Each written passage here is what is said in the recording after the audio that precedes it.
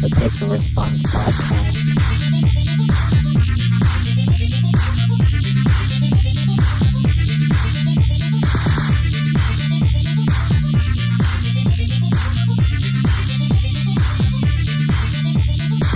That sounded like it was in sync. I only heard mine, but I believe you clapped. I saw it. I did clap. Oh, because I have a noise gate on, I guess, so. There you go. That sounds professional, so that's great. Weird. I have a really cheap pop screen, but I'm hoping it's doing okay. I have I'm kind of hiding behind it. A weird nagging cough today, and I don't know why. Nagging cough. Yeah. Well, people talk a lot about snow mold, like that's doing it. Okay. Are you susceptible to this? People are talking about snow mold? Oh man, I hear no. It's like two people at work go like probably the snow mold, and I'm like, yeah, maybe. But sure, I hope it is. That's all we're talking about. I hope it's snow mold. I just hope it's snow mold. But yeah, I think it's my medicine really is doing some stuff in also, but I've been okay. Yeah. Sure.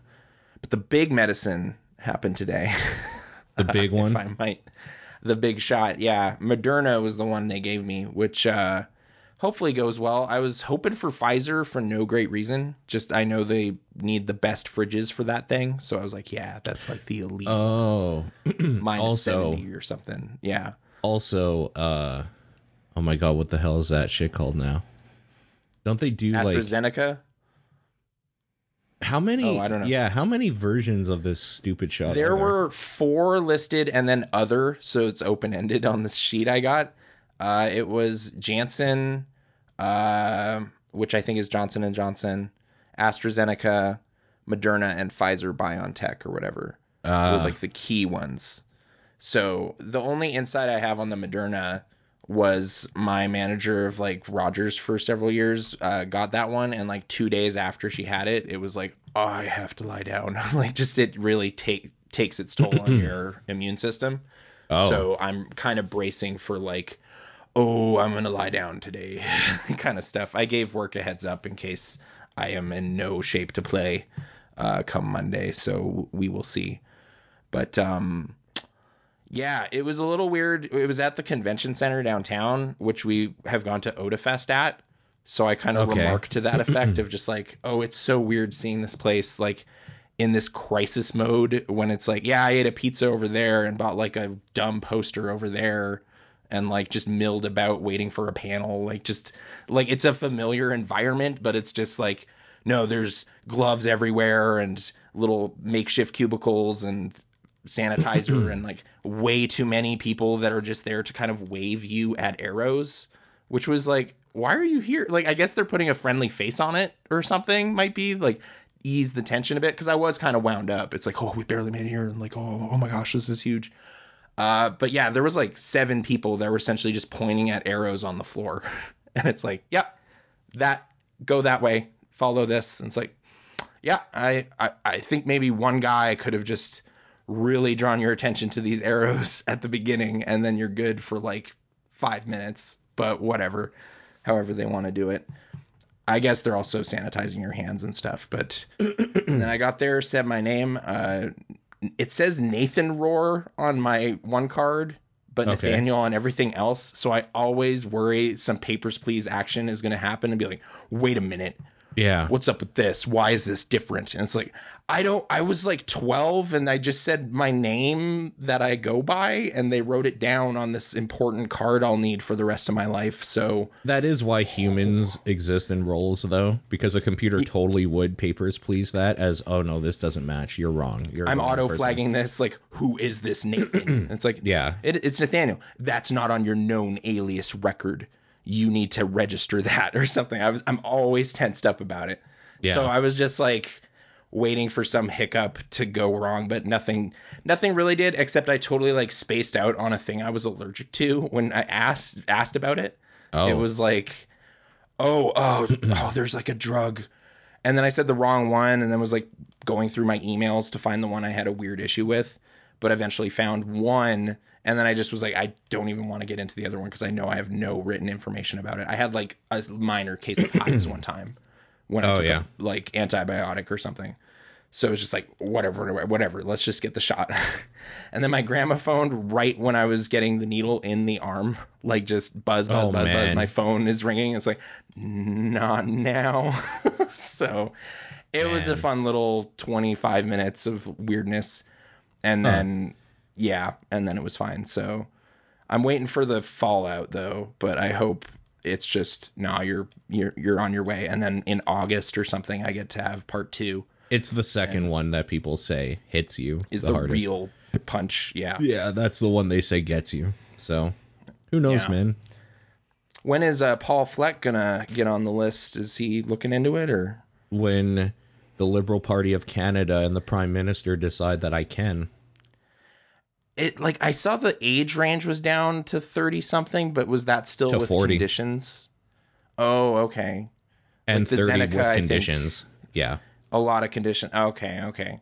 Yeah, as someone with conditions, I was really just looking at those birthdays, and it's like 1961, and then eventually it was like, okay. You're allowed to at least click on this button. The waitlist system has not panned out for us either. We signed up for a bunch of stuff, like for Britney's sake, and just nothing. So, oh well. Weird. We're just, But anyway, that's the serious news. In lighter news, I went to the dentist and had a great morning. It was really fun. Wait, you liked going to the dentist? This was just a cleaning, so nothing too scary happened. Okay. And then there was like a bunch of Simpsons on, which really just worked out as like the thing to watch. And then I just got some good advice about like toothbrushes and stuff, and like how to better use my water pump floss pick or whatever, like water pick that I have that I was just not using very well. It's like this loud little thing that shoots water at you. I'm trying to make it through adult life with wisdom teeth. So yeah, I had to get mine out a couple years ago because one of them was at an angle where it just started digging into my molars, like as it grew out a little bit. And I ended up losing pain, or... Well, I ended up losing that molar too because it just completely fucked it at the stem essentially. So I lost both of those, like the wisdom tooth and that tooth. And like, wisdom teeth suck. Like, what a fucking waste. Jesus an Christ. Evolutionary jank. Like a evolutionary gaff or something. Are they just like backups because you totally broke one on like a buffalo bone or something? Like if you're like, living wild. Yeah. Some weird like Neanderthal, like last part of like a Neanderthal jaw or whatever that we can't get rid of in our code. Or like how sharks have like infinite rows of teeth. We had like one set of backups ready to move in, and that's it. And it's just like, oh, you never cracked your teeth right out, so okay, they just kind of hang out back here and create like gum problems. Right. So like because you stopped eating rocks like your ancestor used to. So yeah, but we still kept them for you in case you want to eat rocks. They're kind of fun. Yeah, exactly. Or just overcook all your steaks and just kind of chew them. But yeah. Oh, I have to ask you something on that. You don't use ketchup with a steak, right? Oh, no. Okay, good. Yeah. All of the chefs I'm watching would frown at me through time if I was to start doing that. So I understand people like different things, but if you do that, you're wrong. That's terrible. You're kind of insulting that animal or something. Or like just don't eat a steak is the thing. Like eat another burger, cut of meat. You know. Yeah, sure. There's meats that benefit from a ketchup. I always have some ketchup around and use it on things. But I fucking hate ketchup, but like I don't care if you use it on things that make sense. It never has made sense on steak ever. Mm-hmm.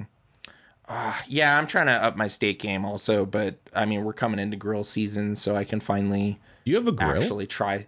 Well, I have like a very baby safety conscious grill. No. I was scared of explosions, so I didn't go with the gas route and stuff. So I have like a pretty lame thing, but I'm okay with it. I'm getting comfortable with it, so I can grill some corn and make some burgers and stuff. Yeah. I mean, it's essentially just a hot plate anyway, so whatever. It's like, it's outside, so I feel fine cranking the heat on this thing, and I'm not like sweating us out of the house. Like it's fine to get after it a bit. Yeah. It So also I'm depends happy where you with it. live. Like if you don't have like a house with like a patio or something, it's really hard to own any type of grill. Oh, I'd period. be smoking up the corner. Yeah, like, I'm pretty happy with what I have, but it's electric actually. Like it's a bit like Hank Hill's worst nightmare, you know. Yeah. But it gets it going for us, so we're okay with it. But yeah. I didn't get whatever, the dentist. I'm gonna get an electric toothbrush. That's like really the end of that. So I feel like a jackass even saying this on a podcast. I have a quip for like years now, and there honestly is something kind of just nice about it telling you when you like you do like a quadrant of your mouth, and then it's like, hey, you should move on by giving you a little buzz, like a bzz or whatever. Oh yeah. And well, it's just like, on. you know what, you've probably brushed enough in this area. You're good to. And then, because like, I'd have like a little like egg timer or something. It's like, I don't know, like 3 minutes of general brushing happened. Yeah. But that's not. I don't know what. That sounds actually kind of great. So I don't know if the Sonic Care I got recommended will have something like that, but I guess I can just time it in my mind or something. I'm assuming it's like 30 seconds. It's like a little over 2 minutes, I think, of like total vibratiness or whatever. But like, it's nice because it gives me something to kind of focus on if I just take care of like this row of like, I don't know, like 8 to 10 teeth or whatever right now. That's all I have to think about, and then it tells me when I should cover the other row.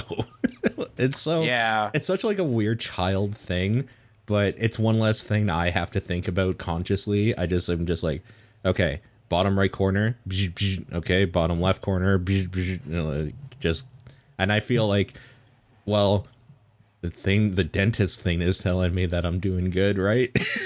So it's like, no, just like, I can't see in there. You got to just tell me what I'm doing, and we'll make sure these teeth last as long as I can. Yeah, no, it sounds like I just need to give up on this like and like figuring it out. I'm just gonna upgrade that and hopefully look a lot better next time. There was no like overt like, oh God, look at these cavities. It was more just like, you're gonna want to watch these corners here.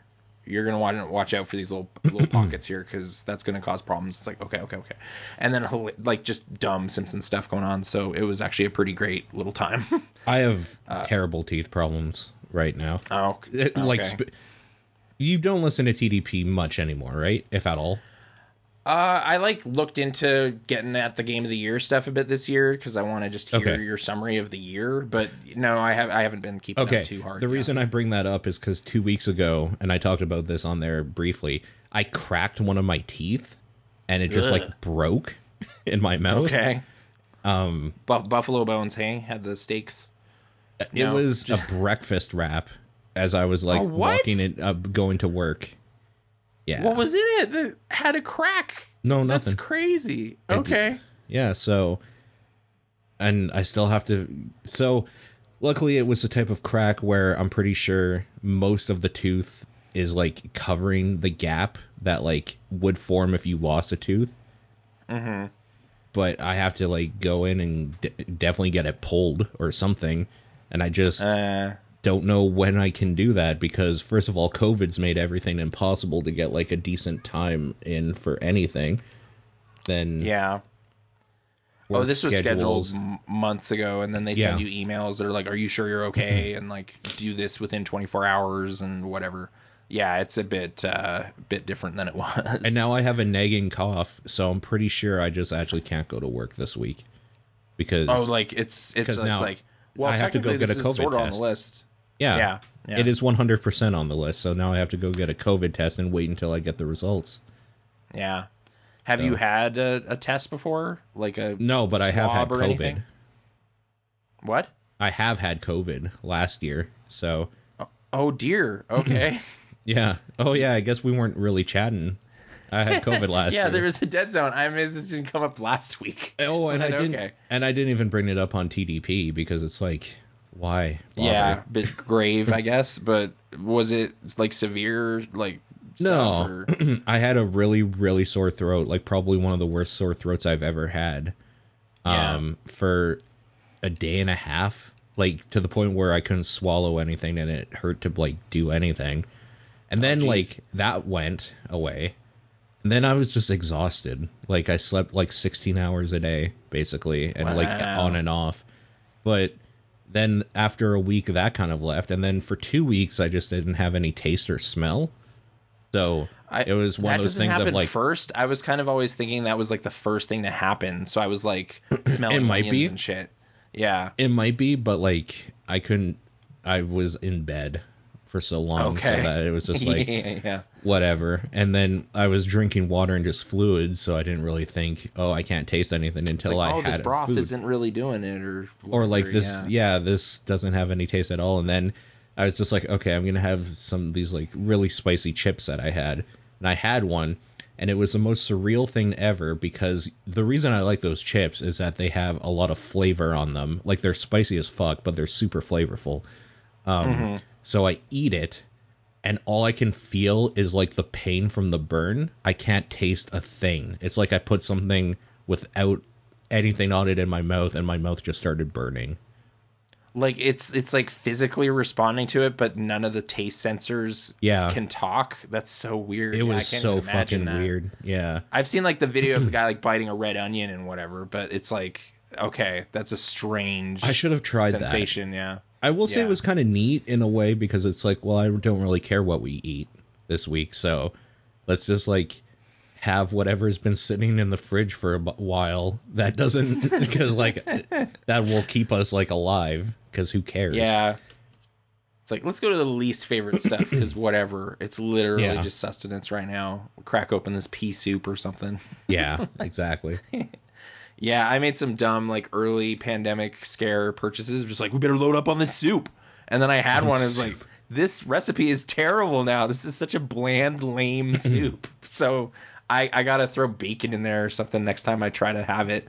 Just I am not a soup fan in general. Yeah. So I can see where you're going with that for sure. I hate soup. Maybe these next few days, if I get knocked over, I'll just have some like lame soup. Chill around here, put some bread in it or something. But okay, that's rough though. Yeah, I didn't know you had the full on 19. The 19th one. No, this isn't Joe Rogan. You know, we actually know things. Oh my god, Joe Rogan. Anyway, I got it. We're not as big either. I get it too.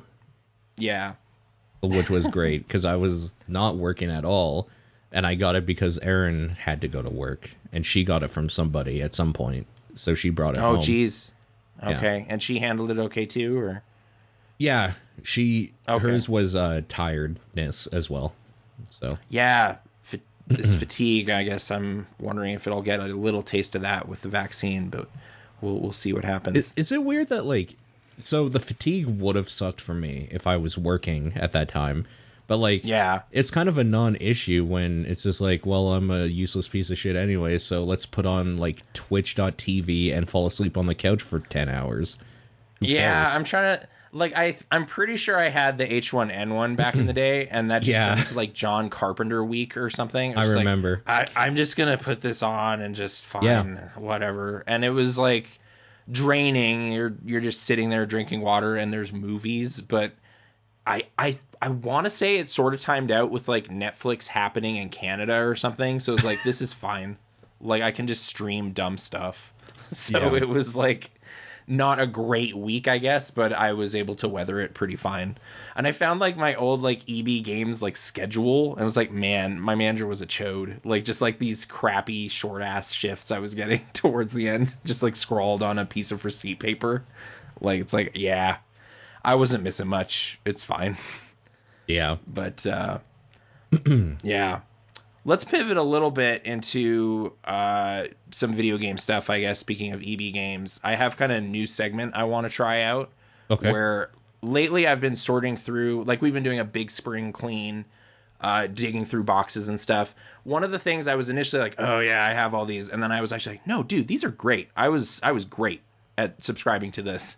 These were like video game magazines from back in like the 2004, 2003 to like 2010, I guess was really when I was just getting magazines sent to my house. Sure. And the three like core ones for me, I guess I kind of want to ask like if you were on some subscriptions too, before we get into the thing. But the 3 were Nintendo Power. That was a big one. Okay. Too many of those, maybe.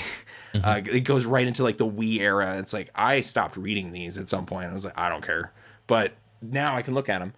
GMR, which was like an EB Games affiliated thing up here. Yeah. Like cheap subscription. Like it says $7 on the cover, but I doubt anyone ever paid that. It was like $14 for a year or something, as I recall. You got a discount with your like Edge card. And then official PlayStation Magazine, I have a weird number. Like I think I must have been on some promo thing for like a year or something. I have more than I thought. Okay. And I like the demo discs, but yeah. Yeah. No, because my parents never let me like give like their credit card or like check information or anything. So, and like by the time I was old enough to do it kind of on my own, they already had started dying a little bit. The one I was really into was a game called PSM, PlayStation Magazine. And, they were kind of third party, like they're not Sony. Super third party. Yeah. That's probably better. Like looking at some of these Nintendo Powers and PlayStation Magazines, it's very like, no, dude, this is all like really cool. It's like, I don't know if it is, but okay, you wouldn't be the ones to tell me truthfully anyways. So whatever. But yeah, so yeah. PSM. Yeah. PSM, yeah. I think they were run by, do you remember a company called Game Fan? Yeah, vaguely. I think they might have been run presented by them. Game Fan. Maybe, okay. Yeah. But, I mean, it was one of those things where if I really wanted one, like, I would just beg my parents in a grocery trip to get it. Oh, sure. That's definitely how it started. I like found the copy. I'm like, I'm pretty sure this was the one because Godzilla's on it. Like he's in the background of like this shot of like, guess who's coming or something. And it's like all these characters coming to GameCube or whatever. And I was like, oh, Godzilla! I have to buy this right now at the Walmart. And then really enjoyed that issue or whatever. And it's like, hey, can I send like $25 or whatever to Nintendo or whatever it was? And then it's like, sure. So yeah, you see like my address change. Like I actually kept that subscription like from when I moved out to like the fourplex or whatever where I went to university and college and kept getting them for a while. Oh man. So too many Nintendo Powers. And then the GMR, I think I just like signed up myself at the desk or whatever. That one I actually kind of enjoy a lot because it's like it has that third party thing of they're just looking at stuff, like all sorts of stuff. So there's just like more information in it as to what was going on in 2004.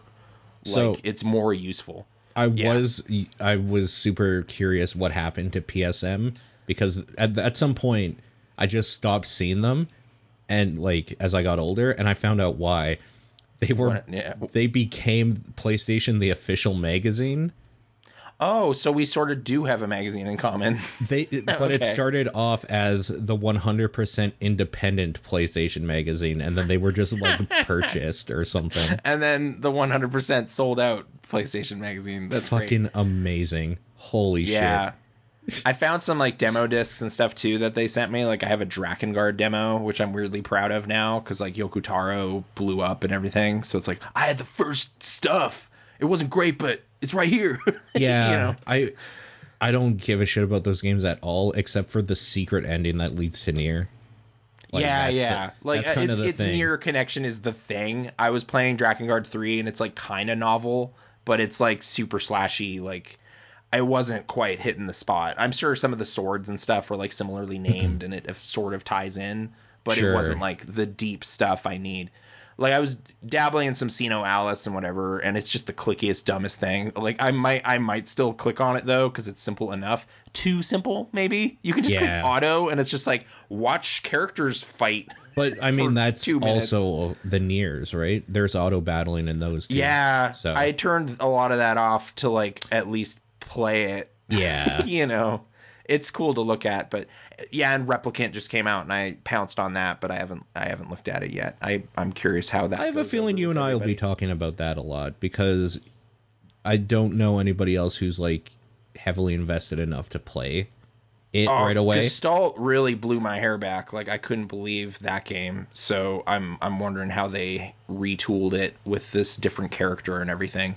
It's definitely a curiosity. I mean, it is going to be weird because like I never played that, and that's not this game either technically. Yeah. So like I don't understand how that's gonna work. I'm looking forward to being able to talk about both, because it was weird, because I knew like the Automata train was going on, and I was like, you know what? I've had this on my shelf for like 5 years, since like a really interesting PAX conference where someone mentioned it. I was like, that sounds interesting, and I picked it up. And so I'm gonna play this first. And then I don't know if that spoiled me or whatever, because like it does a lot of the cool things Automata does. Like, so I had an experience with that, and then I played Automata, and it has like super high highs in it too. But I was like, yeah, but like some of the sweetest near stuff I ever tasted just happened in another game. So it's weird to be in this like bubble. But the combat's like de facto worse in the first one. Like it's just not. Apparently they retooled the combat a little bit in this replicant It's weird because it's revamp. Like it's like a re-release for people that played in Japan, but for us it's like the first released ever of it, so it's actually a new game for us in the West. Like this game is one of those. And it that has are some amazing obtuse like 1.24738664444 like a number on it. It's the square root of 1.5 is the number. Okay. Yeah, it's got something, but I'm curious how it goes.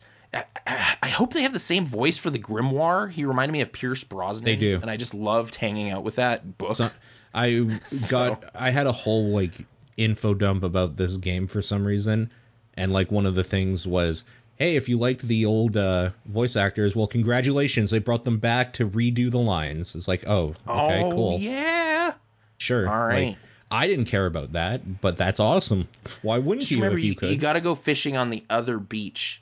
It's not the one you think it is. Like, or else you're just gonna get angry and not play it. Like, the fishing system is simple but kind of fun. There's a lot of little things I'm assuming are still the same, but I might get after that in the near future. But speaking of like action games, there was a handful of games that I dug out of these old magazines. Okay. That I was just like, oh yeah, I forgot this ever happened, or I straight up just didn't know this existed. This is why you were like, don't like worry about looking stuff up, because you're going to ask me about these things right now, right? I'm gonna run some past you, like see if it sparks any memories, or maybe you even played them. And then I want to kind of reach out to the community at large too. If you have some like firsthand playtime with any of these, I want to hear what that was about. Because some of these, like the way I read them too, it's like, no, this was like really good in 2004. It's like, really? Like I've never thought about this game until I was sitting here looking at this magazine again, like 16 years later. So I'll start with these were the 5 I kind of researched this week a little bit, or just remember. Okay. So the first one that jumped out is like, what is that? Psy Girls. Oh my god, Psy Girls is one of the games that the thing that actually it sparks in my mind right away is the PSM cover of it. Because they had 2 protagonists. But I guess you know, so no, I don't know, because I never played it. Right. I saw the magazine cover and I was just like, yeah, it was like a big splashy ad in GMR or something. It's like Psy Girls, and it's like, okay, it's there's 2 main characters. One is sword focused, one is gun focused. 2 different discs, like Devil May Cry 2 style, which is going to come up again. Right. As like a point of like similar. I guess it's based on a toy line that existed in Japan at the time. Alex Navarro reviewed it for GameSpot, gave it like a really average, like 5-ish score. It sounds like there's too many weird puzzles in it, but it was still just like, what is this thing? Like, this is just a one-off thing that happened, action combat game. And it jumped off the page as like, nobody has spoken of Psy Girls in a while. So I just wanted to run it past you. Sure. This other one was on a lot of like top lists in the 2004 Nintendo Power Awards. It was just creeping on there at like number 6, number 3, like in weird categories. I was like, what was this game? And I think I have a vague idea, but I'm just going to say it. Ribbit King. Any memories of Ribbit King? Ribbit King. The first thing that comes to mind is Vib Ribbon for some reason. But no, Vib I Ribbon don't. was in a feature about like stuff that never came out here. And it's like, oh, that's so weird because it came to PSN eventually, for us, like the Europe version. I don't know Ribbit King at all. I think Atlas put it out. It's a GameCube game, and it's some manner of take on golf. It's like a golfing game. Okay. And it's on, like, the Nintendo Power Awards are super weird because it's like this gated garden of, like, all we can talk about for consideration for best stuff happened on our platforms. So it's hard to say if it's, like, actually good, or it's like, yeah, of the 2 golf games that came out this year, it's the second best one. You know, so it's high on this sports list or whatever. But it looked kind of goofy and charming. But yeah, Ribbit King was getting some love in the 2004 awards. Okay. The next one, similar name, but totally different thing, but it kind of jumped off. This was an ad, and I had to look it up. River King, Mystic Valley. River King Mystic Valley. That doesn't... I'm going to look it up. Okay. Yeah, but it's a Natsume game. I would kind of call it like a spin-off of Harvest Moon that's focused on fishing. This is not something I would have ever looked into growing up or even now. So, yeah, no. This is like 2008 or so. It was the last one. It really was giving me like Stardew Valley. Like, it's like, what? Like, Stardew Valley came out on the DS in like 2008, but it's apparently kind of janky. Like, it's the last one in a series of games that was happening at the time. I guess they just didn't quite catch it, but it looked really cool. I was kind of like, oh, I could like get behind the scenes of the Stardew Valley wave and be like, there was totally a game that was trying to do this, but apparently it didn't quite pan out. But I'm still curious about it because it just looked like, how bad could a I'm chilling out in a village fishing game be, right? Yeah, it seems like it could be fun. Back to the action train for these last 2. Okay. Chaos Legion. No. Nothing? No. Okay. I vaguely remember this because, like, the protagonist looks kind of like Dante, and it's, like, a Capcom game. It's basically a Devil May Cry riff with, like, you summon creatures to, like, help you in battle. Like, you can, like, summon a legion, and they're, like, different elements that they have that you use strategically to battle the enemies or whatever. I think one of their goals was to have just, like, a mess of enemies on the screen. Kind of thing. Like, I wouldn't be surprised if it was like maybe the same engine from what I was reading and looking at. It's just like, oh, this is kind of like experimenting with this action formula. Looked to be what it was, but apparently kind of mediocre, bad draw distance. Like, it wasn't really anything. This is the type of thing I would definitely visit this now. Yeah, there's so many games that are just in the shadow of other games. So it's like, well, Devil May Cry came out. Everyone played that and talked about it. Then there was this other thing that was kind of like that and had some weird ideas, but who cares about Psy Girls and Chaos Legion? Like, it just kind of fades. But they were kind of interesting. And this last one I think I actually played. It was a good couch co-op-y thing. Okay. Hunter the Reckoning. Yes, that one I do know. Yeah. Did you play some of that too? So I've been trying to play those games because there's, like, I believe that's part of a series of, like, in the same universe sort of thing. There's several Hunter games that I remember, yeah. And it's, like, kind of Diablo-esque, but, like, you're a biker dude fighting monsters with an axe or something kind of stuff. Yeah. I can't... And shotgun. I've been trying to play it, like, kind of recently within the last, like, 5 years. And I don't have, like, a good way to, and it, like, was running like shit on emulation. And I think it's on Good Old Games, or I guess GOG now. And I remember not having a good time trying to get that to run properly. Okay. So, we've definitely, like, sorted out our, like, old Xbox and stuff. So if we can figure that out for real this time... Like, we could do some co-op in weird old action games. I have, like, they're all in one place now, and I can see what I have and don't have. Yeah. You know? So we're a little more organized. I think I might have 2, perhaps 3 original Xboxes. But one of them is, I just capitalize it all Xbox now, and I write it, and I know what I mean. You know, so there's no one confusion or anything. It's like, no, the fat one. The big one that I can't even display out because it would eat an entire shelf and I would barely use it. But yeah, the Hunter games, I just remember being like one of the few couch, like, we can all just jam on this dungeon games for the GameCube. Like, one of them came to the GameCube. So it was a fun time there. And I don't know if it holds up in any way, but I remembered it. So it would be nice to play a World of Darkness game again, even an old one that, like, is any good. because they keep kind of fucking up with that series. Like, Vampire the Masquerade was decent, but Bloodlines 2, people have been, like myself included, have been waiting for years now, and they just pushed it back again. Not only did they just push it back again, but they're like, yeah, it wasn't up to our standards, so we kind of fired that studio and we gave it to somebody else, so it's going to be a long time before you hear from us again. It's like, oh, okay, that's a bad omen. They just released another werewolf game that looked like fucking trash. Like, holy shit, that game looked bad. What's this like universe they're pulling from? It's like called the World of Darkness series. Okay, so it's just like some post-apocalypse where all the monsters, like the end of Cabin in the Woods happened or something. They all broke out and took over. Think about, like, basically what it actually was is in the 90s, a group of nerds were like, D&D's cool, but what if it was like werewolves and vampires and shit? Let's do that, and they did.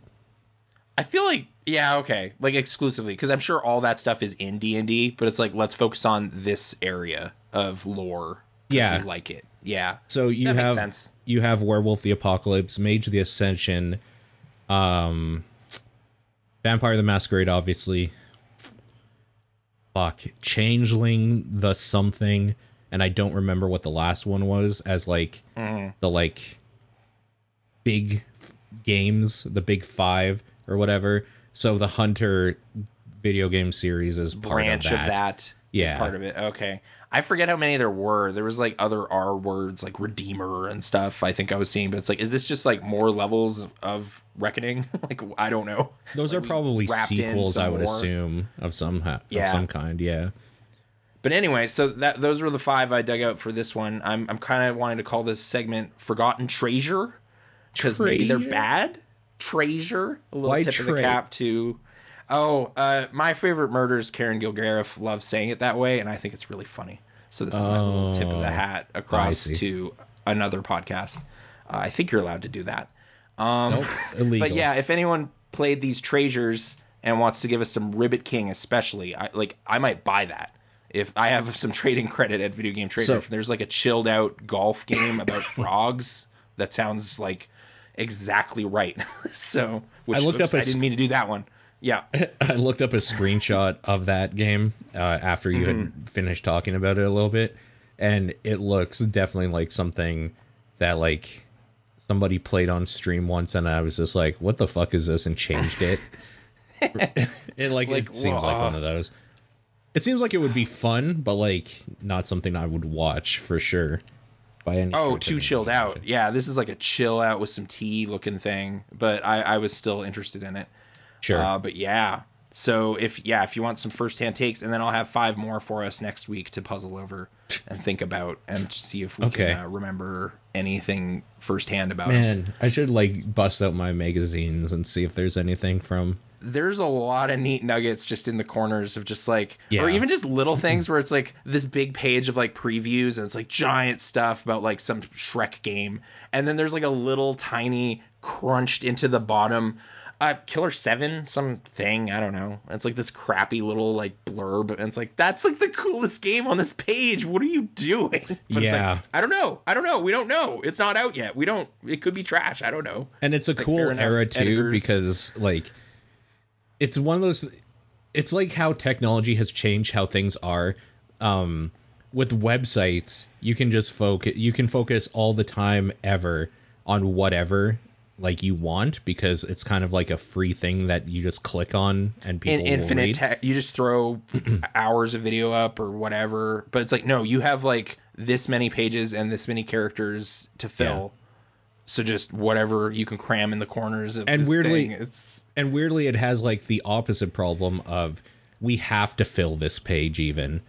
Like, we can't sell a thin book. Nobody's going to buy that. You can give somebody a link to a website, and it has 2 blog articles on it, and they'll be like, cool blog articles, man. Neat, thanks. But like, if I bought a fucking $6 thing and I had 2 articles in it, I'd be fucking pissed. Yeah. Like, no, you got to phone Ken Levine and ask about Freedom Force. I need this knowledge. Yeah. You got to fill this page. Yeah, there was some good like actual stuff in there, like, oh wow, like an interview with Mark Cerny and all this, like little things. Yeah, but like the stuff I was really hoping for was these like, oh, literally hadn't thought about this at all, like at all. So I just have to write this down. And that started happening a lot as I went further back. So, yeah. Yeah. But okay, not quite a video game, but like I'm going to say derived from one. Yeah. Is, and also a nice little tie-in to my other show, OK Video. Yeah. Is right. Willy's Wonderland, the motion picture. Yeah. It's available in Canada pretty readily now. When we were first watching it, it was kind of a puzzle as to how we could even see it. But it's now out and about. Nicolas Cage, he's the centerpiece of our batch this time, so that's why we chose this one. But and he doesn't say a word. He does not say a word. He dances and he grunts enjoys some sodas. Times. He grunts, yeah. Energy drinks, I guess. But like I gave my take on an imminent episode of the show, but I can pitch in a little bit. But you seem to have a really good experience with this movie. I just thought it was super fun. Like, yeah, okay. Because it's too often I think people get wrapped up in what makes a B movie and how do I make a modern one, and this is actually like a modern like B movie for sure. Mm-hmm. It has the same. It just owns that identity. It just knows that it has like shitty writing and shitty acting, and the reason you're going to it is because you want to see this stupid spectacle. There's sort of a therapeutic thing too, as someone easily wound up by Five Nights at Freddy's, to just see like someone just take care of that and just not even blink or worry about it. And that character's a janitor, which I was for a period of time, so it was like, yeah, just hit that thing with a mop and don't worry about it. And it was pretty cool. And how seriously he takes his breaks was just like, oh yeah, he's off the setting clock. His timers, yeah. It's just like, all right, I gotta crack a soda here and play some pinball and just enjoy it so much. It was really, yeah, a lot of smiles going on throughout this movie here, which, yeah, like not Five Nights, but like obviously aware and like developed with that in mind. Totally, I would say 100%. It is and definitely trying to go for that. I just don't understand how that movie wasn't thrown in to the mix of like 5 sequels and whatever. It's like, how did you guys not rent just borrow the Saw warehouse for like 2 weeks in Vancouver and just throw one of these together? And they just didn't. Like, throw $200 at Nicolas Cage to. No, like that's this movie, which like has some heart or whatever. No. Like I don't get how the Five Nights machine didn't just go, rent. No, that's what I mean. Is that rent a thing, throw $200 at Nicolas Cage and just do this before they did. Yeah, it's super weird. I hope Nick Cage's tax situation is in a place where he's getting more than $200, but he's game here. Oh my God. He was going for it. So what if his whole contract, it's like, I get paid by how many lines I'm given. So they like start scratching out, and he's like, you know what, you got me. That's super funny. Yeah, that still shows up. Yeah. So they just pay his appearance fee essentially for just like walking on stage. And it's just like, well, we didn't tell you how long you had to walk around on stage, right? Like you still got to like hit things and punch things and bag up monster robots. But yeah. It does feel like a why are you here situation, but I don't care. Like, I don't care why you're here. I'm glad. I like to think it's like, oh, I get to do a fully silent role. Like I've been trying to do that for a while. I kind of thought the same. He likes to experiment with different performance types or whatever. So I like to think he was on board with this like pretty wholeheartedly. Frankly, he's done worse movies. Oh yeah. No, this is like a highlight in recent years for sure. So, but yeah. So we'll obviously have more of that on Tuesday on OK Video if you want to check out that side of the story. But yeah, just wanted to touch on that a bit and take a look at it. I'm going to sort of return a segment I did last week sort of by accident. Okay. Where I like mentioned a masterclass I thought was really cool. I found another one that's been really helpful. So I'm going to preface this by saying I did get your message of like, you can test this out. I signed up for the thing, and then they're like, oh, we want to charge you $200 for like the year. And I was instantly like, no, fuck you. And I quit instantly. Oh, I didn't mean to like MLM you or something. That's not what this is about. It was like $260 or something for the year. And it's just like, why? Oh, okay. These are I was hoping YouTube you'd get like a videos. free week and you just like saw someone cool that you wanted to hear some thoughts from and then you could bounce out. Oh, Like it was, you do, but yeah. you have to put in your credit card information. Oh, it's like when like I read like PlayStation Online in like 2004 or something was like free. So I got like, I'm gonna play some SOCOM 3. And it's like you gotta put a credit card in. What? Yeah. Why? So we can charge you when the I'm a freeness is kid. done. Yeah. I didn't know it ropes you weird like that. That's too bad. But yeah, I've been finding a lot of like useful information on there. This one's Matthew Walker. It's like about sleep. Okay. And I've been having some tough sleep, so I really wanted to hear what he had to say. Sure. And yeah, it's just like circadian rhythms and like finding like the pattern that fits your like body and what it's trying to find. Yeah. Like it's like when you're actually tired and taking advantage of that instead Yeah. of like forcing it at weird times. Yep.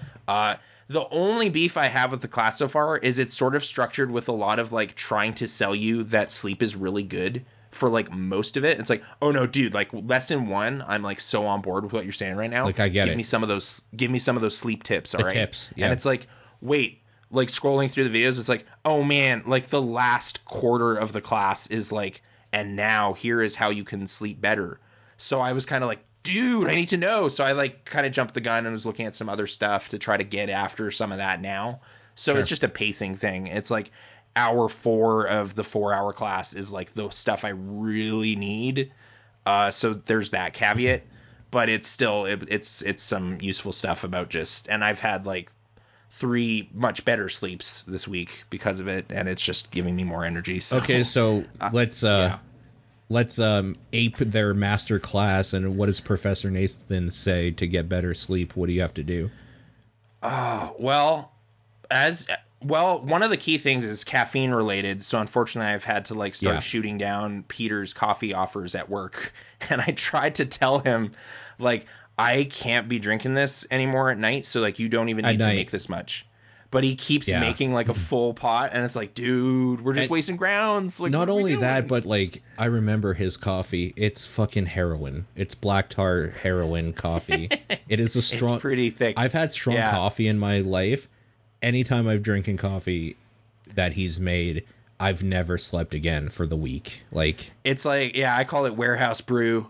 And like, I brought some home in a thermos just to show Brittany what we're dealing with here. And it's like, this is some fun stuff. But like, it's fun warehousey, folksy stuff, but I can't drink it anymore. It's crazy. So I basically have one I really enjoy, like one coffee a day that I really like think about.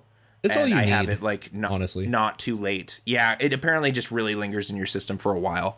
He also gave a heads up that like decafs range wildly with how well they do that. Yeah. So it's like you might be basically having like 30% strength coffee, and if you're like, oh, it's decaf, and I have 2 or 3, which I totally have done, like you're basically just having a coffee at like 10 p.m. and screwing everything up. So I've been more cautious about that. Like teas and things instead, and making sure they're caffeine-free teas. I was gonna say teas are also extraordinarily caffeinated if you're not careful. Just if you're not, I know you know that, but I'm just saying that for people listening or whatever. Oh, I'll just pivot to tea. It's like, oh, you basically just did it, like, you know. You basically just had 2 coffees because this is like the rare Amazonian tea of the awakened or something. Like, yeah.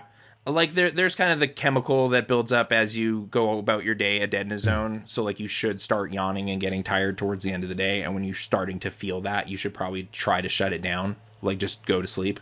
Yeah. I've had this unfortunate, it might be from the medicine or whatever, where I seem to only be able to sleep like in 3-hour chunks. So I'll have like a good 2 sets of REM like sleep and then just wake up.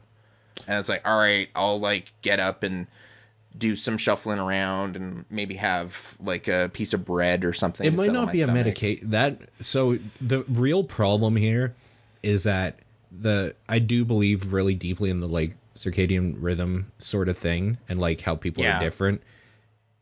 The problem is that if you have a job and are part of society, you're expected to be awake in places at certain times of the day.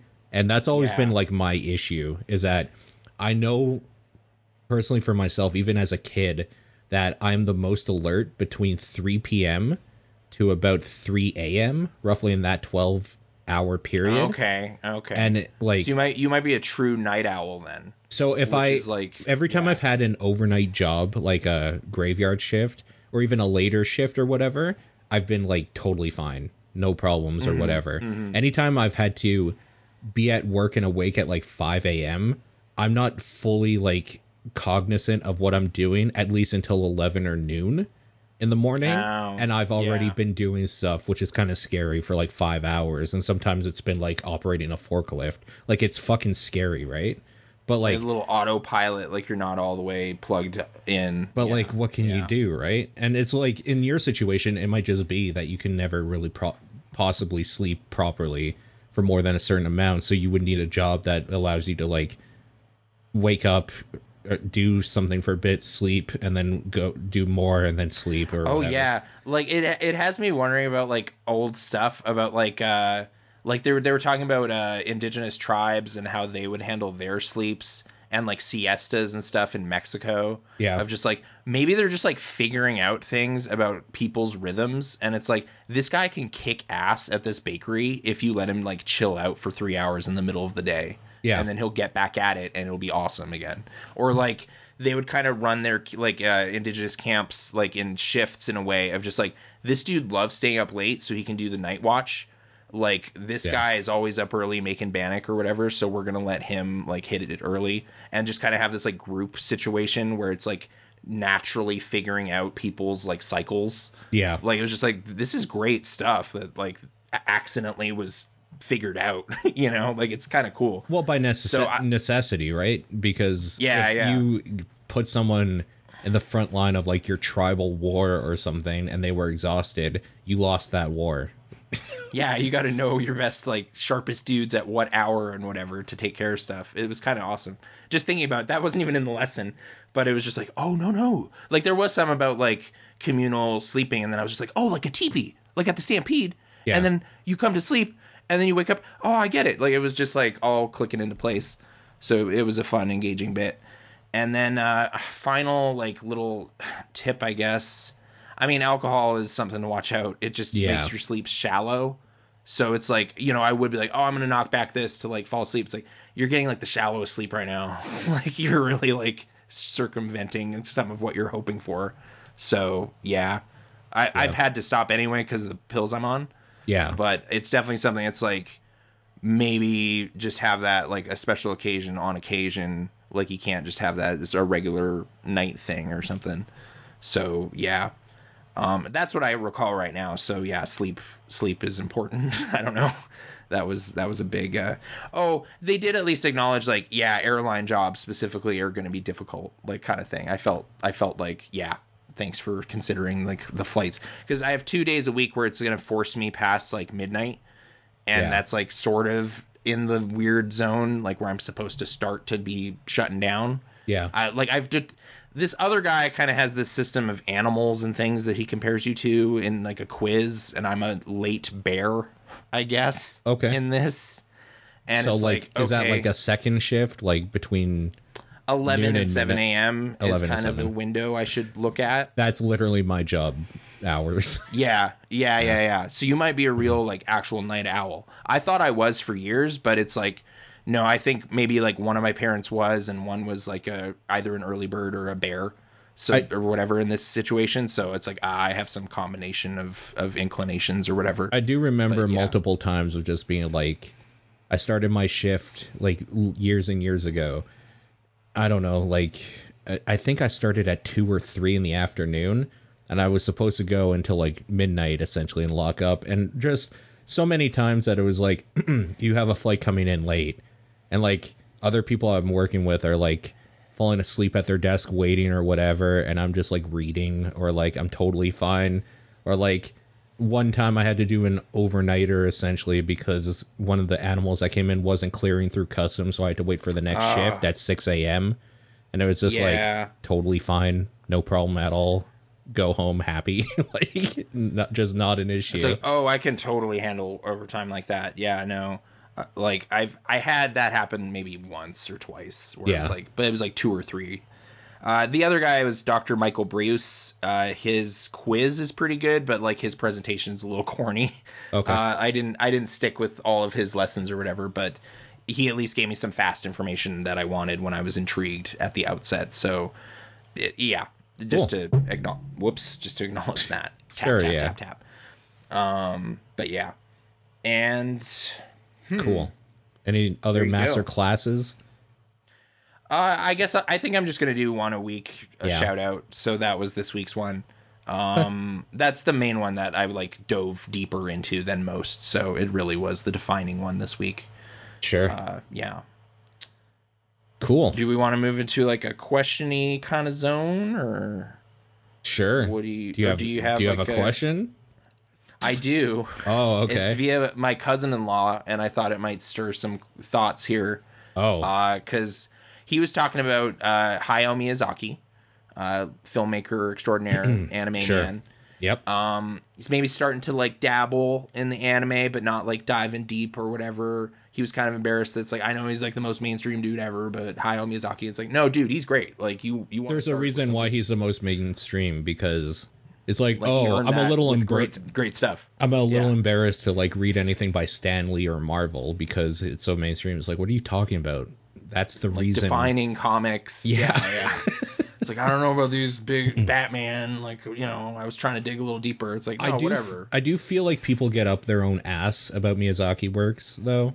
I do feel that's Sure. a thing, but I also kind of Ghibli, feel that's the if you start same expanding it, yeah. with anime. Oh, if you start expanding it to all Ghibli, it's not like a universal rule that they all are awesome. Like there's some like around it. And but, some yeah. things just don't resonate with you, and like that's kind of the way. Yeah. I really like Spirited Away. I know people that hate it, like because. Oh, really? Yeah, like that I blew me know away people that every are just time I like, see it, no, yeah. it's all about Totoro. And it's like Totoro's I guess in a cute, but similar fuck way- that thing. Like I don't care Like about Totoro. Mononoke really stirred a lot of critics in like 97. It's Yeah, okay. Mononoke Like, was it's big good. for a lot of people. That's true. Like I like things about it, but it wasn't like one of those like, whoa, dude, wow, Totally. Miyazaki really found something. Like, it's rich, but it wasn't the one for me. But Spirited essentially, Away his was question the big one. Yeah, Sorry, go- that hit hard, yeah, for Yeah. sure.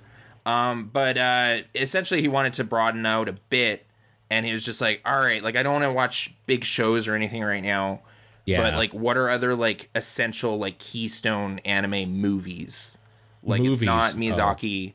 It's maybe not Takahata, because I know like Grave of the Fireflies and stuff is really like gut punch stuff, Well, right? Grave Yeah. of the Fireflies is like the type of thing that you watch because you're told to watch it, not because you want to. Nobody wants to see what happens in that movie. It's a bit like a Holocaust drama or something. Really Yeah, bad. I didn't even really like anticipate that it was like that when I watched it. Like it was just Yeah. like, no, dude, like I heard this is really powerful and really something. It's like, oh, it's about starvation and oh no, Yeah. like it was such a dark night. Like I couldn't believe what had happened, because it was It's- just like. It's hard. It's totally draining. And that was like at some point in time was like, hey, double feature it up. My Neighbor Totoro and Grave of the Fireflies. Have a night. God. And it's like, what are you saying? That's what are crazy. those combinations of emotions, and how do you feel at the end of that? Like, which do you watch first? You're just like big smile because of the cat bus, and then you just crumble into despair. Like, what Yeah. is that? Salty and sweet. It's so weird. So It's kind of a bad idea, Yeah. honestly. Oh man, like Schindler's List and Toy Story. Let's have a fun time. No, what? That's not. You don't mix those. But yeah, so Grave of the Fireflies. But is there any that are kind of popping off? It's like, oh no, dude, this like really changed like Yeah. genre or something. Oh, yeah. no. I or mean, whatever, or like is just a noteworthy one outside of the Ghibli realm. I mean, kind of thing. New Ghibli, essentially. You should like watch Your Name. That movie is great. Right? Yeah, that was one that came. It's to mind essentially as well, New yeah. Ghibli though. Like it hits a similar notes that those other movies do. Weathering with You also, which is I believe the follow from the same studio. What's that guy Makamoto? I should know his name. I don't remember. I should know his name because he's good. He's talented. Yeah, no, Yeah. for sure. But like I don't remember. The only reason I know Miyazaki's name is because he's been It's like not knowing Walt Disney's name after like. Oh, he's how been much in it for Yeah. 5 decades or something. So yeah, he's kind of the godfather of a lot of stuff here. But yeah, Your Name. Wuthering with You was good. It's not as good, but like that's worth checking out as well. He brought it up, and it's like, I guess it's one that's still obvious for people, is Akira. Like, you know, you got your Oh late yeah, 80s, yeah. How did like I? styling. I guess I didn't even think about that, but yeah, Akira for sure. It's like a big tentpole one. We dug out our Laserdisc and we're like, dude, this cover's sick, and like put it up because it's one of those defining ones for sure. Totally. Ghost in the Shell, similar sort of situation. He brought it up just as like a big action, like, sure, you know, The Matrix and all that stuff that's spun out of its style. I do think you know? Ghost in the Shell is good, but I think it was overblown a little bit for how good it was from a lot of people. Oh, I had such a janked experience with it because like we went and saw it as part of like this like digital film fest that Cineplex does during the slow months, or did, I guess, before COVID, where it was just like, yeah, it's like March or something, it's a Tuesday, come on down and watch something. So when I sat down, I was like, whoa, this movie looked like this in 1995? No, you watched like a 2008 like remaster. I thought I was watching like the future. I was like, dude, they were pulling this off in 95? Why was anyone talking about Pixar? What the heck? And it's like, no. Oh, you didn't see the original cut. It was great too, but like you saw like this souped up, CG'd up like thing. It's like, oh, okay. So I had to ease back because I thought I was like losing my mind, but I still had a great time. Like there's some great business going on in that. Sure. But, you know, the other guy that came to mind, I guess, for me was Satoshi Kon. Like, I know he gets dark with Perfect Blue and everything. Like he's Perfect Blue, Paprika. Didn't Perfect Tokyo Blue Godfathers. recently just get like a re-release? That name came up recently for some reason. I could see that. It's pretty influential. Like Requiem for a Dream kind of derived a lot of it from it and everything. It's a pretty serious movie. The one for me for him is Paprika. Like it's just Inception but crazier and like before it. So it's just a crazy thing. The book's pretty interesting too. But yeah, that one's probably, I think it's his last movie. Like he died tragically of cancer in like this weird dramatic way where like he tweeted like, all right, goodbye. I was like, what? Like I was just like reading, oh, he's what? Like it was just such a strange way to go, you know, but that dude had a really cool process and everything. But I kind of want to watch Tokyo Godfathers again. I just remember it being kind of like a warm Christmas movie. Like I don't, you know, remember how it holds up exactly, but like I wish he was still alive. Like I think he was getting there to where he could have made like the masterpiece, you know, but he still had some really sharp stuff. So that was the other guy that came to mind. But was there any others that are kind of like niggling around and you're like, oh yeah. For some reason, it didn't even like Akira's like my favorite anime thing ever. So like, that's the thing that you should watch. Okay. I just never think about it because it's one of those things that I watched so young that it's just kind of feels like it's foundational. Always been. It just seems like it's always been there. So it's like, yeah, of course. So that's what I'm thinking of. Like that's anime 1.1. Like everybody's seen that at this point. So like, why would you even say it? Right. For newer stuff. I think he's seen it, to be fair. I just wanted to kind of broaden it outside of Ghibli. No, totally. But yeah. Your Name and like whatever that dude in studio are doing are the things I'm interested in these days. Yeah. So. Okay. Well, there you go. So there's some anime movies. And then it shows its own branch. Can't even get into it right now.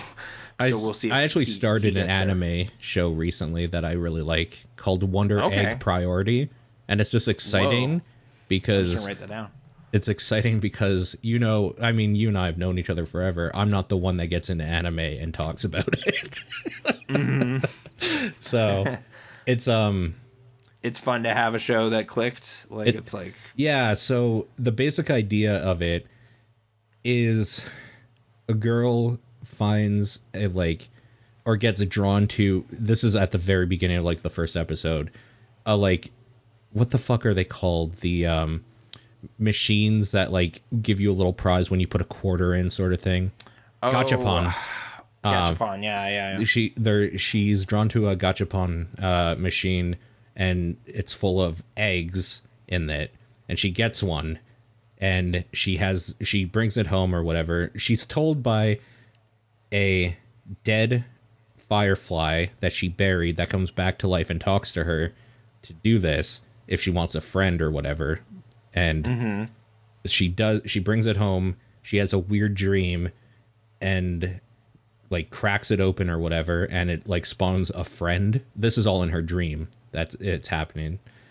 And it turns into this weird horrific thing of the friend is being chased by like these monsters in the dream or whatever, trying to kill her. And I'm not going to go any further because it deals with surprising from there. It deals with bullying at school or whatever, but it is primarily about suicide and friendship. Whoa. And it's fucked up. But it gets pretty real. Like it's pretty okay. Like when you find out like whatever. These eggs are full of like different people or whatever that like you can spawn and help them out, but these are all people that have ostensibly at some point killed themselves. Oh, okay. And like you're trying Weird. to you're so like fighting their demons. Sixth Sense, but like the darkest ghosts. Well, you're fighting like their inner demons or whatever, or like what drove them to it in the dream. And this is bringing Persona-esque. Yeah. Persona-esque is a good way to put it. And this is kind of like the reason why she's doing this is because it's like potentially bringing back her best friend that killed herself. And like, it's fucking weird. Okay. But it's one of those anime that's like kind of cutesy at first and just like, all right. And then a hallway full of murderous things are like chasing them, and like one of them throws an axe at this new girl and like cuts her up, and like, Jesus Christ, this sounds kind of like the Doki Doki Rope-a-Dope that happened, like for me playing that game. But I think we might have talked about it. So, I don't know, but that game, there's no way we talked about that. Now that I think about it. Okay. Because I got so into that game that it's like, that game blew my mind for, not even for the stuff that's in it, but the AR. I know there's like extra stuff. I just had like a crazy night with the game, and then I was like thinking about the game and stuff. It was a super weird time for it too, because it was like right before a friend's wedding, and I was like all about this weird Doki Doki game, and I was like, like I can't like go on these websites and whatever. I just like ruminate on like that crazy story night I had, and like I usually don't play like graphic novels or interactive novels like on the big screen, but I did, and I'm glad I did, because it was just like overwhelming, like this craziness in my living room. But yeah, if you want to elaborate on like the outside like website element of it, I don't even have a grasp as to what was going on with that. I don't remember like the finer points of it now, but everything in that game was leading to an AR to deal with a horror game by Dan Salvato and that team that's supposed to come out still, to the point where the people that oh my god, what's her name? What are the names of the girls quickly? There's Natsuki, there's Sayori. Is Monica one? Monica. Like like the main, the only one I haven't said yet. What's her name? Oh my god. Oh gosh, no. I keep thinking Yuffie, but I know that's not her, because Yuffie's a different character. Final Fantasy 7, but yeah. Anyways, the quiet one that reads or whatever with purple hair. Oh yeah, okay. Like, yes, yeah. She's reading the book about like the character or whatever in this other story, which might be her, and like it's about something to do with like these in this AR game like that's supposed to come out. No, this is an actual game that's supposed to come out. The AR is what's tying them together. How this is a weird secret, a weird secret like trailer for that, essentially, where I'm gonna look up her name because it's gonna drive me fucking crazy. I mean, yeah. So it's sort of like I just remember like Peter Molyneux released that Cubes thing, and it was like, oh, it's just a promo for this game Goddess. That's like, yeah, but the Cube thing was way cooler than Goddess, so I don't really care about the promo. I forgot that Goddess even came out. I own it. I just never clicked on it because it's like, oh, do I want to play like a mediocre God game? It's like, not this week, I guess, and that just kept happening. So it's like, whatever. Yuri. Yeah. Okay. You're okay. So Yeah. she's reading a book, and it's this like weird book about some girl or whatever being taken, and then you find out later that it might have something to do with like the subtext is this girl and her little brother or something like that, like a sibling, get taken by the government or like some bad people to be experimented on and becomes like a weird monster character, and like that's supposed to be her in some world, like in this other game or whatever, or she's like the prototypical one that gets injected with this thing that like turns her into a monster. And the way people found this stuff is by looking at certain things in the game and like different files, pulling them out and like looking at them in like the, what's it called, like a spectrograph, where you can see how like audio oscilloscopes or whatever. Yeah, oscilloscopes and stuff like. Yeah. There's a whole document that the community put together, like a Google Drive thing of like all this stuff, and decoding like what it's those crazy would be. Yeah. Okay. And yeah, no, it's definitely a game that gets in your head and characters and like the way it kind of very organically like tricked me into like not caring about a character, and then that was key to like, no, everyone does by design and you kind of can't in hindsight, but it was like, oh, I felt so bad, like just weird emotional manipulation, I guess. But yeah, it was pretty effective stuff. Wait, yeah. which character are you talking about? Sayori? Well, the villain character, like, it was just like, I'm never gonna click on them. Like, I don't care about them. Oh, Monica. There's these other Yeah. characters. Yeah, and then it's like, oh yeah, you can't anyway. But it's like, okay, I didn't know that, but you didn't even need to, because I literally wouldn't have even thought about it. Like, it was such a clever way to make me feel like I did kind of betray a character right out the gate. Yeah. With interest, I guess, is the whole thing. But yeah, it was interesting, and I knew I was getting the dark vibes and everything, and it was like, oh no, but you know, it's I'm assuming you could still just get that, right? Like, just go if you want to have a dark night. It's free. Yeah. It's free still, so okay. check it out, I guess, if you're ready. Trigger warning for sure. But, yeah. You know. Let's just say spoiler for the next minute or so or whatever. Yeah. Starting I guess, now. Okay. I knew Sarah's going to kill herself because it's leading up to that point, and like they did it in a weird gradual way that felt way too realistic for a fucking anime game. Yeah, like, there was that. Like dive into depression and darkness essentially, and you know the moment that you're about to open the door that like she's going to, this is going to be a bad situation. It still was a weird gut punch that I was not expecting, and I knew it was coming. Yeah, it was full tilt, like edge of the seat, like, oh, I don't want to click that mouse right now. Like, it was bad. And it was it's the timing specifically. So there's this weird cadence you almost get when you're playing a game because you're used to how long the text takes to pop up, how long it takes for you to read it or whatever. And there's this whole buildup of like, this really is like what a boyfriend would do, right? Going into her room, blah, blah, blah. And you're just like, okay, this is stupid bullshit. And then there's the next like thing cuts as you're reading it into that moment, and it's immediately this disorienting, not only visual style of like the camera swaying all weird and slowly, but the music is also warbly to the point where it's like, this just hit, I feel nauseous. This moment hit so fucking hard that it's amazing, and I'm not one to get squeamish about like suicide stuff, graphic content, but like that moment was so perfectly done for like the amount of stress that you were feeling for this character up to that point. And then like usually when you have a buildup of something, the release feels like pretty good, like, yes, we did it or whatever, especially in video games because they're power fantasies a lot of the time. This was the other type of release where you know something's wrong and it's worse than you thought. Yeah, I'm trying to think of, where it's like, no, there's no turning back, like you just kind of barreled through this bad door. Like it's kind of got, I don't know, you don't feel like, oh, I'm gonna load my save and like not have that happen. It was like, no, it's done, it's happened. Like it was just kind of yeah, as I recall, it was years ago. I wish we talked about it earlier, I guess. But I have a feeling we weren't just, like, doing anything of that. I definitely did talk about this.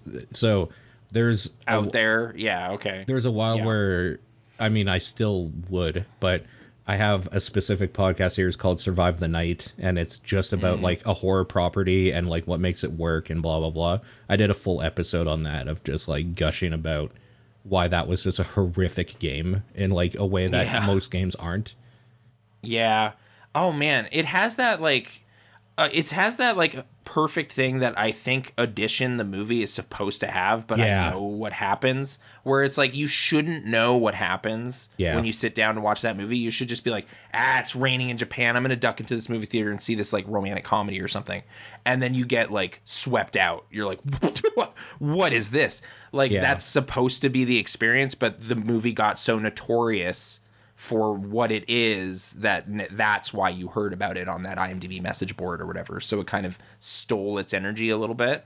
But I read that book too. Like it's just kind of got that kind of like, it's a rug pull, but you're supposed to, that's part of what you want to experience, I guess. That's the exhilaration of just like, whoa, I didn't expect that to happen. Yeah. So I'm glad I found it before it like got like I knew there was something intriguing about it. Like it was like rumblings. It's like, dude, you got to check out Doki Doki. And it's like, I'm just gonna go off that advice then and play this right now. Like I don't want to like wait too long on this before someone like tells me exactly why.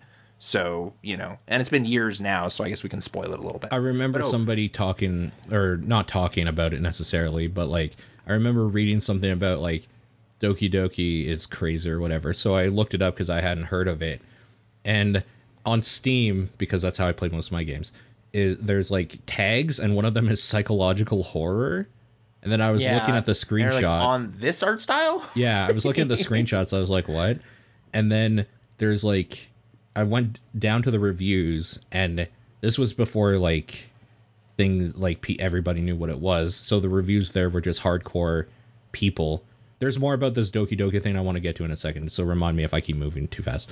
Well, I'm also like, we should say like, hey, the spoilers are over, I guess. Like, I don't think we're... No, they're not. Because... All right, never mind. I've one more thing. Note the time, I guess. Yeah. Yeah. I'm almost wondering if I should, like... I'll note it in the notes, I guess. It's been years. Like, I think it's fair, maybe even just listening where we were going. It's like, oh, I have, you know, so hopefully everybody's fine out there. But okay, continue. Okay. Yeah. So I'm reading the reviews, and the reviews are just like legitimately like just the uneasiest I felt playing a game, and like this game is fucked up, just play it or whatever. I was like, okay. And that's how I got into it. So I knew a thing was going to happen, but I didn't know where, because like the nature of it, or like, it's just like, okay, there's some sort of surprise in here. And then the Sayori's like becoming more distant, and like the tone and stuff being like sad or whatever. It's like, oh, she's probably going to kill herself. And then it gets weirder from there. And that's kind of just like the jumping off point of where the game goes. I played this on stream, and the community for this game is fucking amazing, because I don't know if this is still the case now, but there was a while there when the game came out that anyone who streamed this game would have somebody come into their chat called Monica, and she would say hi to you in the game at the point where you figure out that like she's breaking the game, and she's like, hi, no, please don't leave me. Chat, like Colonel Campbell shit. That's so good. Oh, what? Yeah. Okay, that's awesome. Okay, yeah, I didn't know about that. Colonel Campbell in Metal Gear Solid 2, like when he starts like, your console's broken, Nathan, or whatever, like that. I guess her name was just Monica with a K, because Monica would have been taken. But like, right, okay. And but she like was someone like, in character is messing around with. Yeah. Okay. Yeah. Yeah. And so it must have been somebody official, because after I got really into this like whole weird deep dive for this game. So even when I was done playing it for weeks, I would visit other streams, and like if they were close to the point, see it happen to them. Yeah. This is the first game that I just went into reaction video territory on YouTube, was watching everybody I could play it for the part and whatever. But I went to other streams as well. and there would be just Monica 01 or just Monica _ and like variations of that name doing the same thing. Okay, cool. Yeah. And like, I mean, I just played it alone by myself, but like, Yeah. that's a neat extra meta element or whatever. That's neat that they did that. that's why I was like, I need to talk about this, because I don't think I even talked about it on that last podcast, and this is the type of thing I can't talk about on TDP, because like, it's like, Yes. Yeah, it's kind of a darker area for that show. well, it's a darker area for that show. That show's more regimented in, this is what I played, this is like a thing about it or whatever. And frankly, nobody that listens to that show gives a fuck about stuff like this, because it's not Nintendo. So has that become the Nintendo Power Show? Okay. It kind of. Well, feels I like got it some magazines. I can, bring some. It kind of stuff feels over. like it sometimes. Yeah. Yeah. Dude, you got to check out Ribbit King, and then you'll be the king over there. Like, just Ribbit like, King. yo, I got some Nintendo for you. GameCube. Top 6 sports games of 2004. The problem is that everybody that listens to that show wasn't born yet. Well, maybe we could bring it back, or bring back River King. River King, yeah. Bring the Kings back. Okay. Yeah. We'll call Nintendo that Kings. an end on spoilers for. All right. So 120. Yeah. Is that we can roughly talk where about- we're at? Yeah, I think it was a good 10 minutes of getting into the into the Doki a bit. But all right. That's kind of all I really had. There's sort of a lead into my outro, but if you had something completely different, you want to talk about a game or a movie or something, I'm up for that. I don't have anything. Oh, can we talk about how stupid the demo release is for Resident Evil 8 are? Let's talk about that. Yeah, for what's a moment. happening? I have no idea what's happening with the demo release for Village. Oh, okay. So Resident Evil update. There's been multiple demo releases so far. The first one of which was it was called Maiden, I think. It was only available on PlayStation 5, so I can't play it because I don't have one. And that was like a month ago, maybe 2. That was a while ago that they released that. Okay. And it seemed like kind of like maybe a side story or a prequel type demo thing of like a character that like you break out of a jail cell essentially, and like you and then a giant lady grabs you or something. Something like that. Dude, that's awesome. Yeah. She's so tall. Yeah. You're like, yeah, that looks kind of cool. Exactly. Yeah. Exactly. Yeah. But then a week and a half or 2 weeks ago, they had a showcase thing, and this is where they also showcased the Resident Evil 4 is coming to only the Facebook VR, by the way, I found out. So not every VR. Oculus? Oculus, Oh, yeah. good. That's what I got, but that sucks, sort of. I hate that there's, like... Because I got burned on the other end with, like, I'm going to play some 7. It's like, no, PlayStation only. Mm-hmm. Oh, okay. Well, I hope you remaster it or something. Like, I'm just kind of waiting here. But, okay. Yeah. Oculus exclusive. Yeah. And they announced what their demo structure release is going to be, because apparently demos are a big enough deal to schedule releases to them. This is all single player stuff, by the way. I'm not talking about Man, the it's like weird multiplayer. blockbuster movies, like teasers for teasers and trailers for okay, great. So their plan is to celebrate the 8th Resident Evil. You will have 8 hours to play a half an hour demo. And I'm not kidding. So the way this works, the world has to wake up wherever you are. Yes. Ruin those circadian rhythms. Yes, they do. So the way this works is that there's 2 demos. The first is called Village, and the second is called Castle, I think, or something. That's out today. Mm-hmm. The Village one obviously takes place in the village. It's roughly 20 minutes ish, a little longer, long. And you only have 30 minutes. After 30 minutes, you're locked out of the demo. You can no longer play anymore. You can only play it between 5 p.m. and 1 a.m. Pacific time. So you only have an 8-hour window where you can play half an hour of this demo. Of this video game demo. Okay. But I mean, that should be, I finished it in half an hour. Okay. And then you're good? Well, just had a except, taste? So I finished it. And then I wanted to go back into it to like look around and explore this like game that I'm excited for, and it fucking kicked me out. Oh wait, like it's like once your 30 starts, you have 30. That's it. It's like the Period. Dead Rising. Yeah.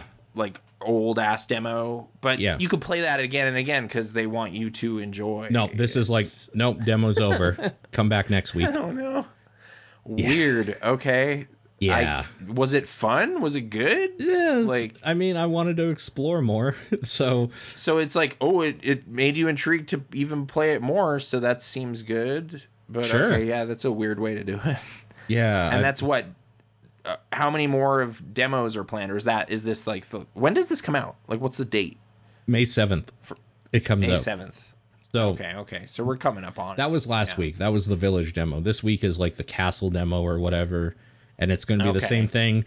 As of 2 hours ago of this recording that we're doing now, I've been able to like play, and I have until 2 a.m. our time, so 1 a.m. Pacific. Is it time gated again? It is time gated again, so I'll only have 30 minutes to do all my exploration and stuff like that. So I guess I'll be smarter about looking at the options menu before I start the game, stuff like that. That's not on your timer. You can really get your feel. Hopefully, well, like before you you start the play the demo thing, I think anything you do before that is. Gosh, what is the point of that? Like, It just reminds me of this awful experience I had at the last E3 I ever went to, where I waited like 3 hours to play Revengeance, and then it's just this like crappy like 6 minute like get out here, we gotta get more people here. It's like, are you kidding me? I waited like all day for this crap.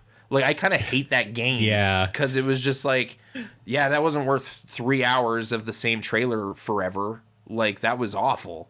So for that experience, like, I'm sure it's fun. I kept it. I'll look at it eventually when the burn is gone. Sure. But yeah, like getting rushed out of a demo is the lamest experience. Like, you want to be able to play around in that demo for a while. Yeah, like I think like Dead Rising, like even like Case Zero, you're just like, I'm gonna mess around with this for a bit. I'm gonna go back in and play around with it a little bit. Find every corner. Like, why wouldn't you encourage that? That's weird. So the way you do this, if you want people to only experience half an hour, is release a whole 5 hour chunk or something, half the game. Yeah. And then just be like, you can play this for half an hour. Like, go nuts. You can skip cutscenes, see how far you can get. You do whatever you want. And then after 30 minutes, it cuts you like, up. all right, you're done. Yeah. And you're like, okay, then you can have another 30 minutes. It'll be like Live, Die, Repeat, but it's Resident Evil. Yeah. What the heck? These demos do have an ending. Like, not an ending, but like they stop at a certain point and say, and then give you a trailer for the game and then a buy now button, because that's obviously what they are. They're advertisements. Yeah, man. I guess with like the PlayStation Magazine demo stuff, it kind of sucks that this stuff is like so temporal. Yeah. Like, it's like, oh no, there was like a GameCube like Resident Evil 4 demo, and it has like sort of slightly different UI and there's like some minor changes, but because that's like out there, that thing's like just a version of the game that you can have. That's like, but Resident Evil Director's Cut came with a demo disc for Resident Evil 2. Right. And it has like there's an MGS2 demo and stuff, or like, it's like, it's sort of permanent, whereas this sounds like, it's gone now. And it's like, oh, but what if they tweaked something, or there's like, I liked how the trailer came in and want to see that again or whatever. It's just like, nah, it's gone. Like, I guess we have recordings of it. So there's that. Yeah. But that's a little It's lame though. So that's this week. It was better back in 2004. Like, maybe. I should also say they're only PlayStation available so far. So PlayStation 4 and 5 could play this week's demo and last week's demo. So I actually had to dig my PlayStation 4 out and plug it back in to play last week. And then I had troubles, but that's neither here nor there. Next week is the one where both demos are available at once for 8 hours still, for whatever reason. Oh, but you can also play it on PC. And I mean, the 8 and whatever, but what time zone are they really like focusing on? I don't know, like 5 p.m. to 1 a.m., probably Pacific, right? Like, I guess that's prime time for us. Is it like the same for Japanese players? Like, they have to just deal with whenever that is? Oh, it can't be, because this is an English demo, right? So right, okay, so they're rotating it to their territories. Good. I thought it was just like, no, this is an Earth thing. Like, it's like set your swatch and figure it out. Yeah, like, kind of nonsense. Okay, good. But weird. Like, what about the EU? Where do they fit in this? Do they have to wake up at 2 a.m.? It's just like, sorry, like if you care about NBA basketball, you're already used to this, so you got to wake up at 2 a.m. to see all your guys, stuff like that. Yeah. Little basketball tie-in. I gotta hold up the Spurs Coyote right here. There he is. San Antonio catching bats, baby. All right, I'm gonna put him away. All right, so I have like a short little story just to justify this dumb thing I'm gonna say at the very end. Yeah. I was in like Sea Cadets for like a month before I was like, wow, I don't want to be yelled at. Yeah. I don't want to be talked like, hey, march over here, do this. It's like, why would I come here? Yeah. There was just this sort of realization, but I'm going to keep it a little nautical themed for the send off because I still love the idea of sailing ships and treasure hunting and all of these things, right? So, like, do you want to say a final piece before I say my final line? Or are we good? I had a friend in Air Cadets, and he loved it, and I don't understand why anybody would ever be in that shit as a kid. But yeah, go on. He never tried to rope you into doing it? Like, nope. Okay. Yeah, it really resonated with a friend of mine, but I was just like, yeah, I gotta go. I could basically like see myself becoming like Gomer Pyle from Full Metal Jacket if I stayed. Like, it's like, this is not gonna work out, so I better not come here. This is worse than playing outfield in like Little League baseball. Yeah, I gotta go. But yeah, so simple stuff. Like, hey, it's like, this has been Paul and Nathan, Pixel Response. Thanks for sailing with us.